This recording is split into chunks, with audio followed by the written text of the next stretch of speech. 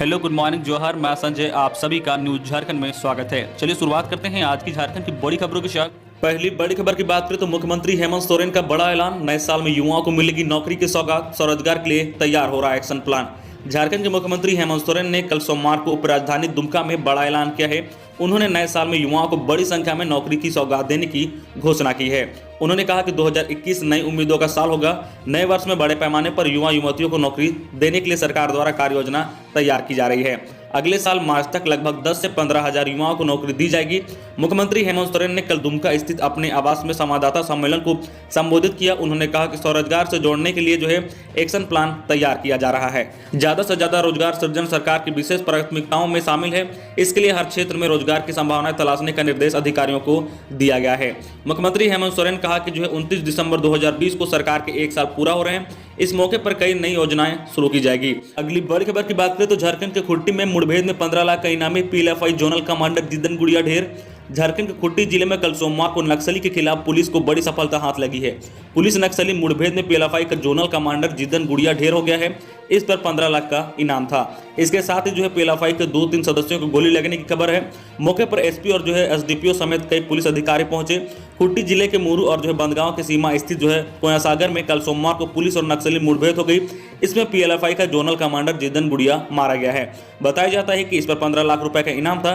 इसे बड़ी सफलता मानी जा रही है। अगली बड़ी खबर की बात करें तो विद्यार्थियों के शोर से स्कूल हुआ गुलजार।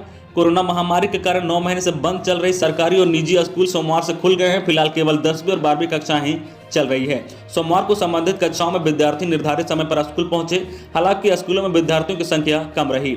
अभिभावकों की सहमति पत्र नहीं लाने वाले विद्यार्थियों को स्कूल में प्रवेश नहीं करने दिया गया। कोरोना गाइडलाइन के अनुसार विद्यार्थियों को प्रवेश द्वार पर ही सैनिटाइजर दिया गया। थर्मल स्कैन से जांच कराई गई। सोशल डिस्टेंसिंग के साथ एक बेंच पर एक विद्यार्थी को बैठाया गया। इस दौरान विद्यार्थी, शिक्षक और अन्य स्कूल स्टाफ ने मास्क लगा रखा था। वही 9 महीने बाद स्कूल लौटे छात्र छात्राएं काफी उत्साहित दिखे। विद्यार्थियों ने कहा कि ऑनलाइन क्लास में नेटवर्किंग की बहुत ही समस्या होती थी। क्लास के बीच नेटवर्किंग में तकनीकी समस्या आने के कारण परेशानी होती थी।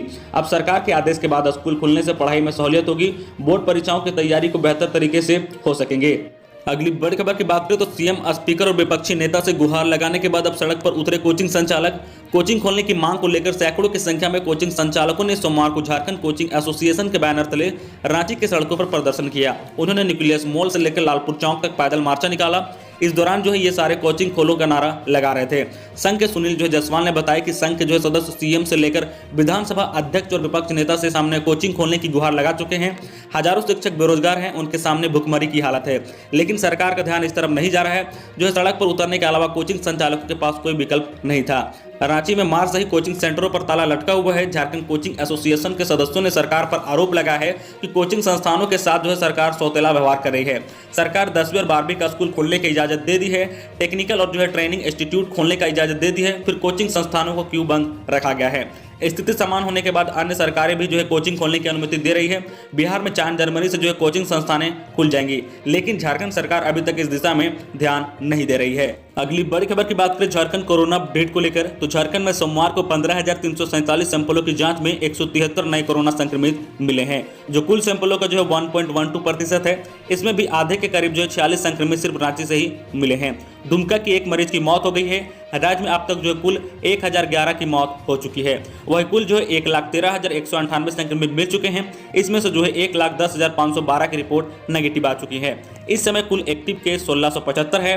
नए संक्रमितों में बोकारो से 8, चतरा देवघर से 4, धनबाद से 2, दुमका से 1, पूर्व सिंहभूम से 23, गढ़वा से 5, गोड्डा से 1, गुमला से 7, हजारीबाग से 5, जामताड़ा से 3, खुट्टी से 1, कोडरमा से 3, लोहरदगा से 5, पलामू से 8, रांची से 86 व पश्चिम सिंहभूम से कोरोना के 3 नए संक्रमित मिले हैं। वही सोमवार को 205 मरीजों की रिपोर्ट नेगेटिव आई है।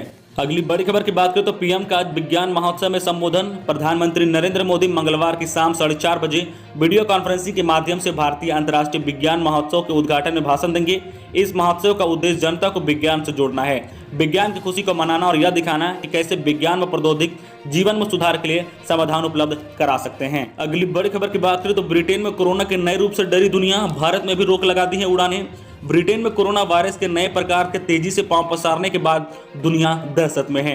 भारत समेत कई देशों ने विमानों की आवाजाही पर रोक लगा दी है। वहीं कई देशों ने ब्रिटेन से लगे अपनी सीमाएं बंद कर दी है।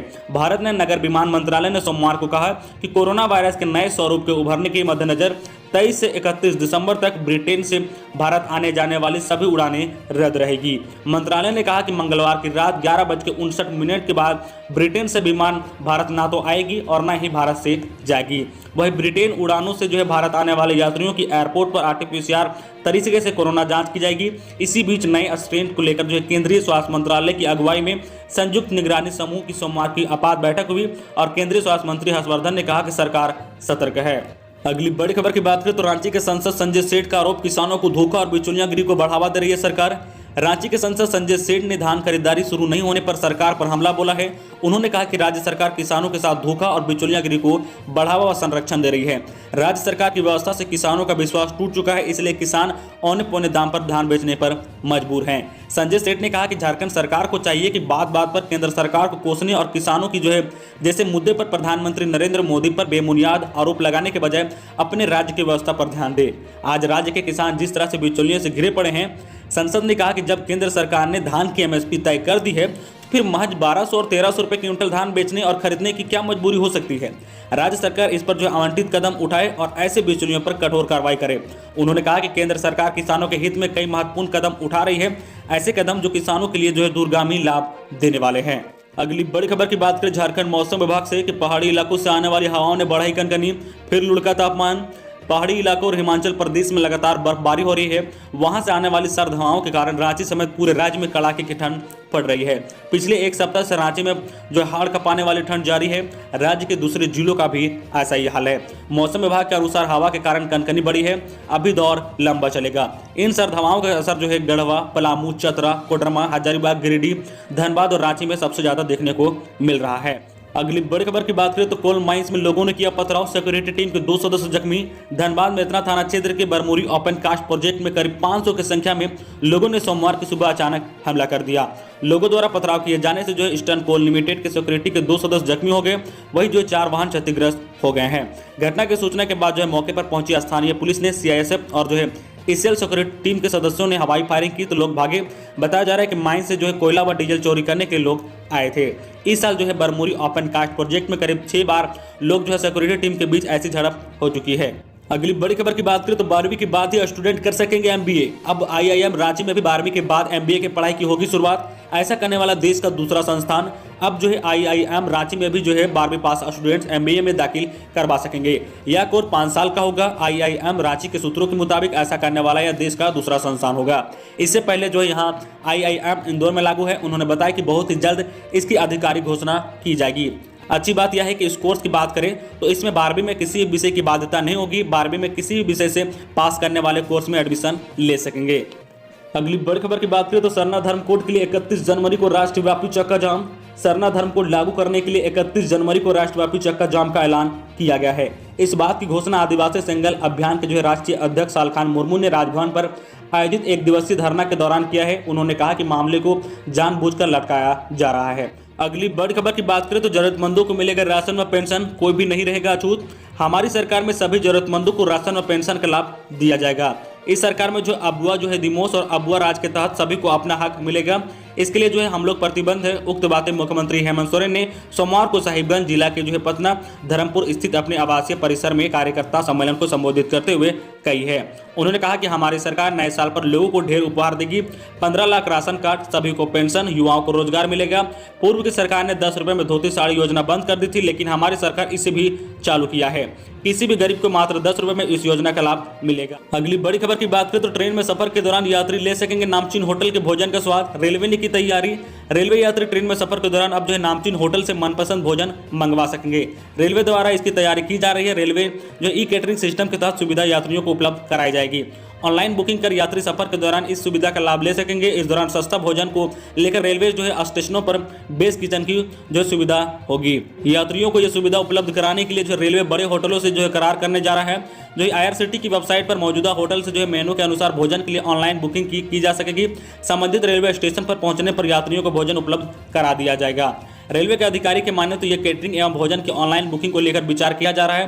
प्रयोग के तौर पर इसकी शुरुआत जो है राजधानी एक्सप्रेस से की जाएगी। इसके बाद जो है अन्य ट्रेनों में इसकी शुरुआत की जाएगी।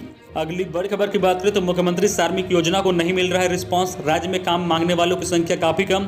राज्य सरकार द्वारा शहरों में कुशल अकुशल श्रमिकों को रोजगार देने के लिए चलाई जा रही मुख्यमंत्री श्रमिक योजना को रिस्पांस नहीं मिल रहा है। योजना के तहत राज्य में काम मांगने वाले की संख्या काफी कम है। 2 अक्टूबर से शुरू की गई इस योजना के तहत अब तक 1000 लोगों ने भी काम नहीं मांगी है। 51 नगर निकायों में चल रही योजनाओं में सिर्फ 500 के करीब लोगों को ही रोजगार दिया जा सका है। योजना को सही रिस्पांस नहीं मिलता देख नगर विकास विभाग ने काम नहीं हासिल करने वाले शहरी श्रमिकों की तलाश कर उनको काम देने का फैसला किया है। नगर विकास सचिव विनय कुमार चौबे ने शहरों में कुल्ली बाजार में काम हासिल नहीं करने वाले श्रमिकों के पास जाकर उनको काम आवंटित करने का निर्देश दिया है। तो ये थी आज की झारखंड की टॉप बड़ी खबरें। इसी तरह झारखंड की हर छोटी बड़ी खबर देखने के लिए आप हमारे चैनल न्यूज झारखंड चैनल को सब्सक्राइब करके बेल आइकन प्रेस कर दीजिए, जिससे आपको झारखंड की हर छोटी बड़ी खबर का अपडेट अब तक पहुंचता रहे।